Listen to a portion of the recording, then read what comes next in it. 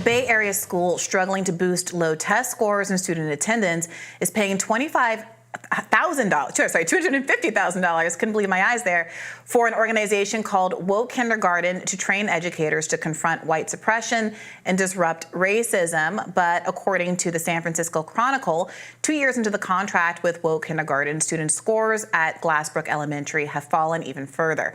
Per the Chronicle, English and math scores hit new lows last spring, with fewer than 4% of students proficient in math and just under 12% at grade level in English, a decline of about 4 percentage points in each category. Woke Kindergarten founder Key Gross said in a statement that the United States has no right to exist. I believe the United States has no right to exist. I believe every settler colony who has committed genocide against native peoples, against indigenous people, has no right to exist. Reporter Jesse Singal wrote on X, "Who would have thought a program called Woke Kindergarten wouldn't have succeeded where a century's worth of other efforts to end educational inequality have failed? Truly surprising stuff. Maybe if they got more funding." He's joking there, obviously. So I read this story this morning, and I got to say, it's in the San Francisco Chronicle, which is about as mainstream an outlet as you can find. It reads like it's like a Babylon Bee article, like a parody of like what conservatives think education is like. This program seems pretty not correctly tailored for what these kids are going. First of all, this is a school. This is with a lot of low-income students anyway, have had a lot of problems. So first of all, even if you think teaching systemic racism and systemic inequality and interrogating whiteness and all those kind of buzzy concepts is important, like in some level, like you're supposed to actually aim that at the privileged kids. Like these are the kids kind of living that reality, and it's like, why making them, kind of stew in their own lack of privilege is that going to be good for their education?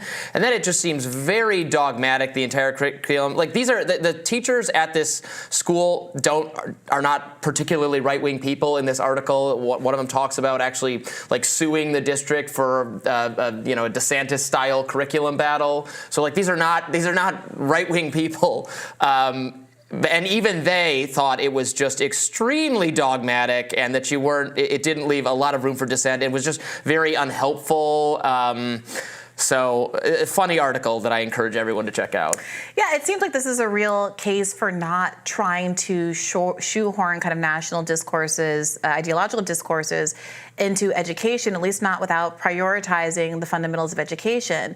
The priority, especially for younger students and students who are already facing challenges meeting grade level expectations, should be to do exactly that, to get them to meet grade level expectations. And frankly, a lot of these concepts are better introduced at older ages anyway, because again, most of your time in school when you're younger is spent doing things like learning to read and how to multiply fractions, something which, don't make me do it on the spot today. I mean, look, we've seen a number of these disasters.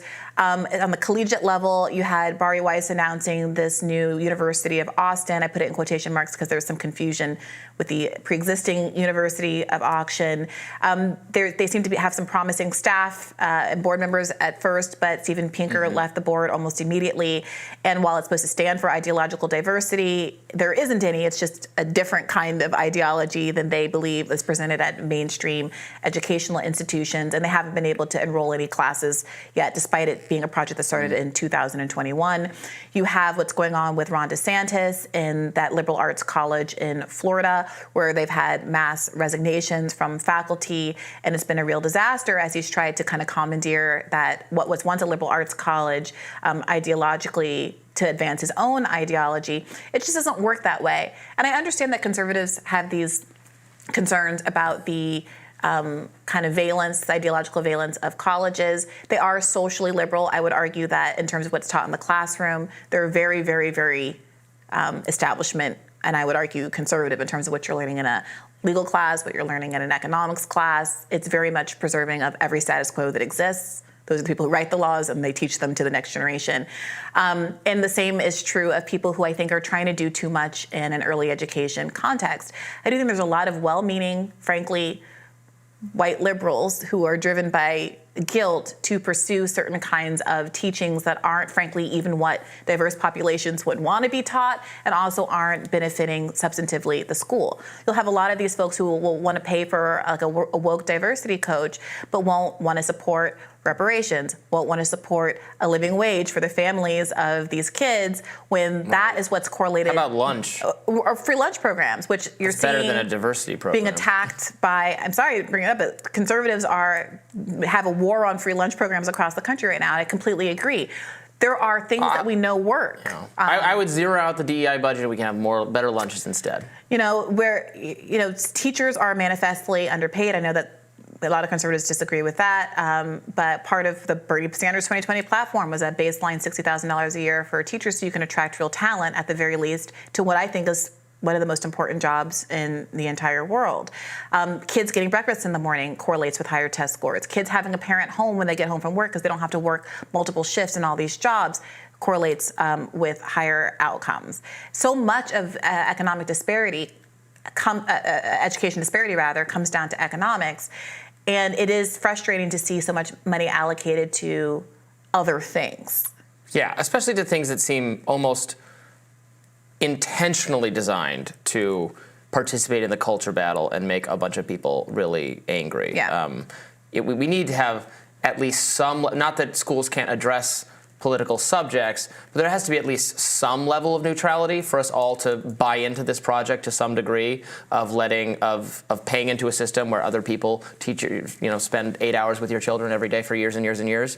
It has to be at least somewhat responsible to the mood of the public, and this just seems so far beyond, and again, not tailored to fixing the math and reading problems for disadvantaged children. I know I've talked in the past about how the move away from phonics in some states and in some school districts has been really bad for kids and really bad for a lot of low-income people in particular. Phonics has a proven track record of succeeding at teaching people to read, and then every couple decades there has been some trendier, fashionable, let's teach this method of reading that invariably fails and leaves everybody worse off. So there is a need to at least do the fundamentals. That's not happening. I saw, related to this story, I saw Dartmouth University said they're bringing back I think it's the SAT or ACT, for admissions again. Maybe we should talk about that. There's been a gotten rid of it. Lot of pushback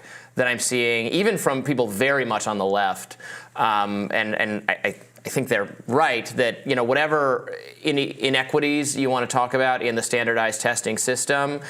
Not saying they don't exist, but every other criteria you can use to judge someone for entrance, or one of the ones the ones they rely on, are so much worse in terms of how many extracurricular activities does somebody have. Violin lessons, international travel, water things that polo. are very expensive, and even essay writing, where people have folks, frankly, write essays for their children or have tutors that help them walk them through that process. And there's ways that people cheat on SAT scores and stuff, but it's right. It's and if you pay harder. for tutoring, you can't obviously improve your scores, but the amount you can improve your SAT, AC, your standardized test performance with more money is dramatically less than the amount you can improve your resume in every other way. I don't know. It's tough. It is really tough. It definitely cuts both ways. And I think this fundamentally comes back to the fact that class is the biggest predictor from you being able to be successful in these environments. And I say this as someone who grew up overseas, had a really interesting, compelling resume as a consequence, went to private international schools because my parents taught there and I went there for free, had SAT tutoring and was able to excel in all these areas.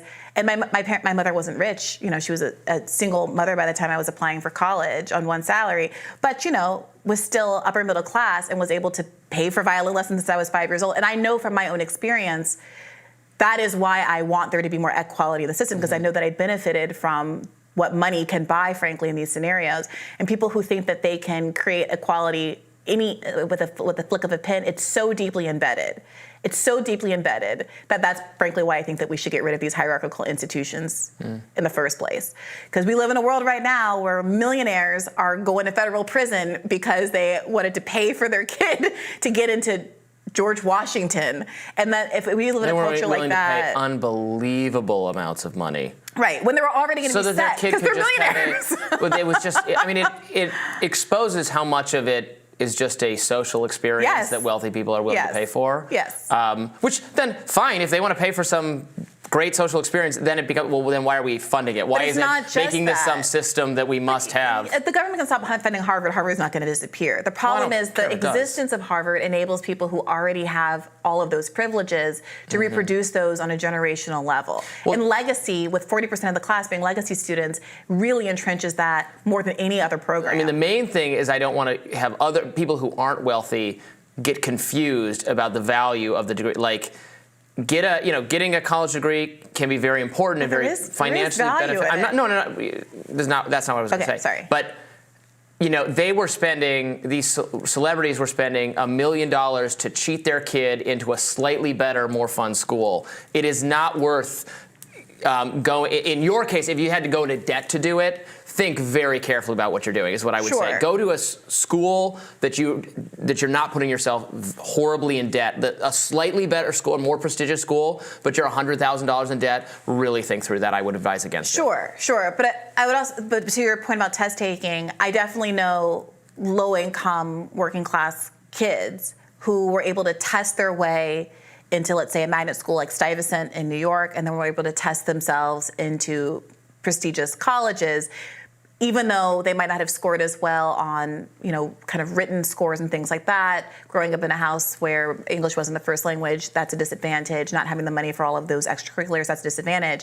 But the test taking is a ticket for some kids out if you happen to just be a good test taker. You happen to test into a school that preps you well, like one of these magnet schools. The problem is everybody doesn't have those advantages. And how do we have a manifestly more, not just equal society, but society where everybody gets a valuable and good education that prepares them for the workforce and for their lives, without just relying on being in the 1% of special people who can test in that way and are set up in that way by their families because they're literally members of the 1%. We'll have more Rising right after this.